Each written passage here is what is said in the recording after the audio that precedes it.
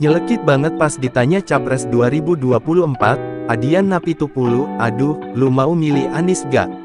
Rencana mantan Gubernur DKI Jakarta Anies Baswedan maju sebagai Capres 2024 kembali mendapat perhatian dari politikus PDI Perjuangan Adian Napitupulu.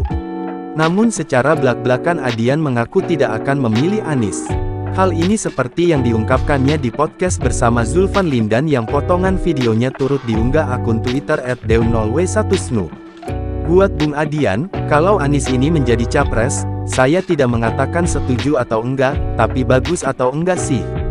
Tanya Zulfan, dikutip pada Rabu tanggal 4 Januari tahun 2023. Adian pun mengaku masih harus mempertimbangkan banyak hal bila Anies menjadi capresnya. Gimana ya, ada banyak hal yang harus ditanya sama dia tentang sikapnya terkait banyak hal, tutur Adian. Kalau berdasarkan yang saya tahu sekarang, saya tidak setuju. Misalnya saya ditanya, lu mau milih enggak? Saya jawab enggak. Ditanya, lu milih Anies enggak? Saya jawab enggak, sambungnya dengan penuh keyakinan.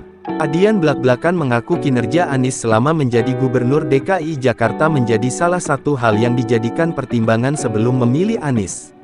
Tapi terlepas daripada itu, kalau saya pikir, aduh, ampun deh, ujar Adian. Rupanya Adian huru-hara deklarasi capres ini dimulai terlalu cepat, sementara saat ini masih banyak masalah di tengah masyarakat yang harus diselesaikan. Yuk kita turun, yuk kita lihat ke bawah, bagaimana beratnya persoalan hidup rakyat. Kalau kita turun ke bawah, bicara dengan rakyat, kita lihat bagaimana beratnya mereka menghadapi hidup hari ini, karena pandemi, potensi krisis, dan sebagainya, kayaknya nggak pantas kita bicara presiden hari ini, jelas Adian. Kalau misalnya dibilang, ya itu hak saya, ya betul. Tapi kalau kalian bicara presiden ini buat rakyat, kenapa tidak pikirkan rakyatnya dulu? Tandasnya, dilihat lebih lengkap di kanal YouTube Zulfan Lindan Unpacking Indonesia, Adian rupanya sempat membahas kemungkinan jika Anies menjadi presiden.